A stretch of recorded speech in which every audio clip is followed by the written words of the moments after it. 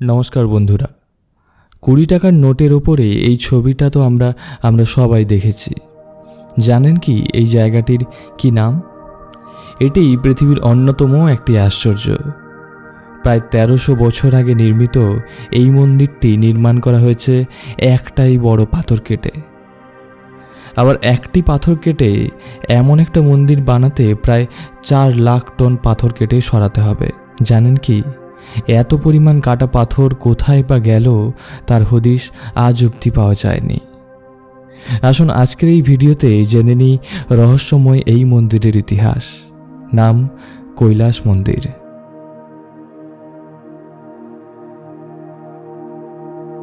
কৈলাস মন্দির মহারাষ্ট্রের ঔরঙ্গাবাদ জেলার প্রসিদ্ধ ইলোরা গুহার মধ্যে অবস্থিত। ইলোরা গুহাটিকে বিশ্বের সবথেকে প্রাচীন গুহা বলে মনে করা হয়। সৌন্দর্য এবং রহস্যে ঘেরা এই মন্দিরটি দেখলে বোঝা যায় তখনকার মানুষেরা সভ্যতায় কতটা উন্নত ছিল। ইলোরায় রয়েছে মোট 34টি গুহা।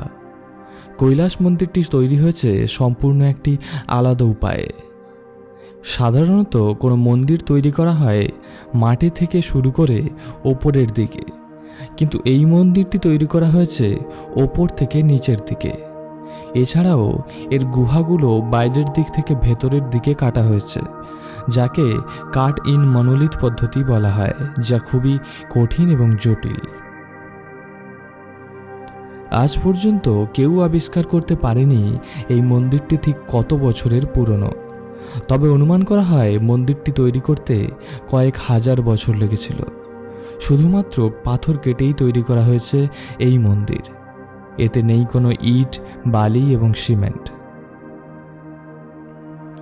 আর্কিওলজিস্ট এবং জিওলজিস্টরা পরীক্ষা করে জানিয়েছেন এই মন্দির কোনো সাধারণ মন্দির নয়, কারণ এই মন্দিরের দরজার পেছনে সুড়ঙ্গ দিয়ে পৌঁছে যাওয়া যায় এক ভূগর্ভস্থ শহরে।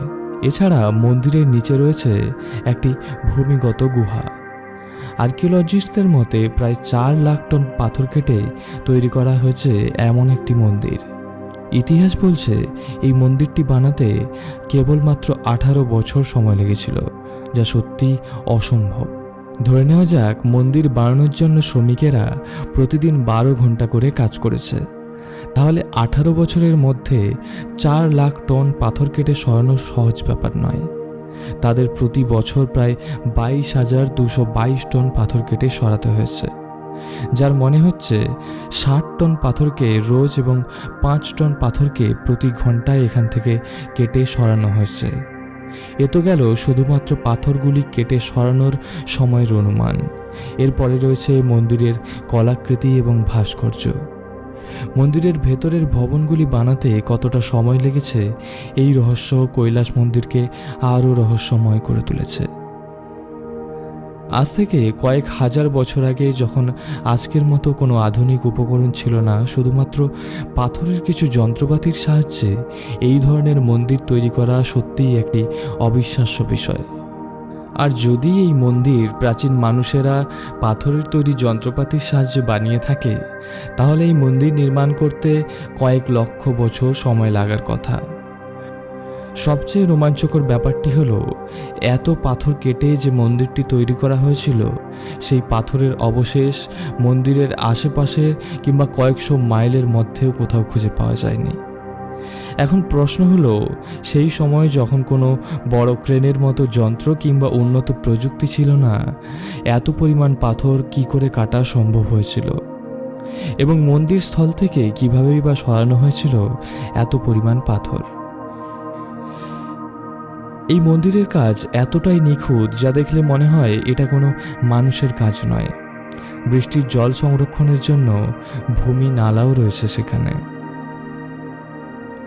1682 সালে মোগল সম্রাট ঔরঙ্গজেব হাজার সৈন্য দিয়ে 3 বছর চেষ্টা করেও ভাঙতে পারেনি এই মন্দির।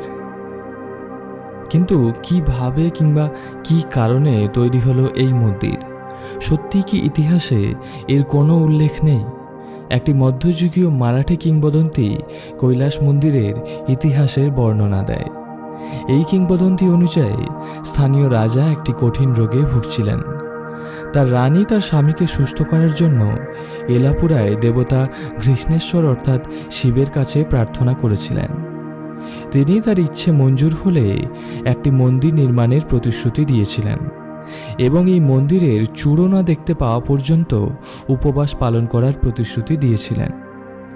রাজা সুস্থ হওয়ার পরে তিনি তাকে অবিলম্বে একটি মন্দির তৈরি করার অনুরোধ করেছিলেন, কিন্তু একাধিক স্থপতি জানিয়েছিলেন যে চূড়ো দিয়ে একটি মন্দির তৈরি করতে কয়েক মাস সময় লাগবে। কোকোসা নামে একজন স্থপতি রাজাকে আশ্বস্ত করেছিলেন যে রানী 1 সপ্তাহের মধ্যে মন্দিরের চূড়ো দেখতে সক্ষম হবেন। শিলা খোদাই করে তিনি ওপর থেকে মন্দির নির্মাণের কাজ শুরু করেন। তিনি 1 সপ্তাহের মধ্যে মন্দিরের চূড়া নির্মাণ করতে সক্ষম হন এবং রানী তার উপবাস ভাঙতে সক্ষম হয়। মারাঠি কিংবদন্তি অনুযায়ী এভাবেই তৈরি করা হয়েছে কৈলাস মন্দির। না জানি কত যুগ আগে তৈরি হওয়া এই মন্দির, সময়ের হাওয়ার টানে এই মন্দিরের পাথরের আনাচে কানাচে লুকিয়ে রয়েছে এমন কত অজানা রহস্য।